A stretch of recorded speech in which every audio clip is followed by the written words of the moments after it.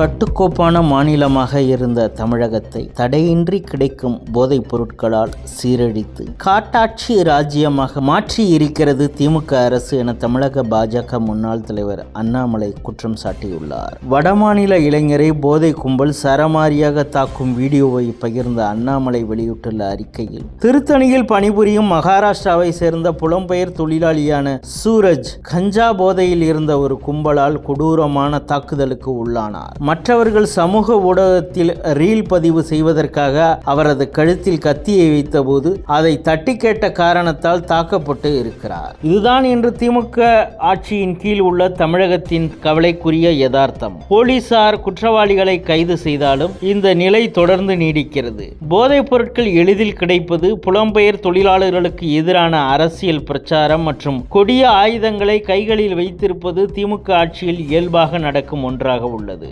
கட்டுக்கோப்பான மாநிலமாக இருந்த தமிழகத்தை போதைப் பொருட்களால் சீரழித்து காட்டாட்சி ராஜ்யமாக மாற்றியிருக்கிறது திமுக அரசு. காட்டுமிராண்டித்தனமான ஆட்சியாக மாற்றியதற்கு திமுக அரசு பொறுப்பேற்க வேண்டும் என அண்ணாமலை கூறியுள்ளார்.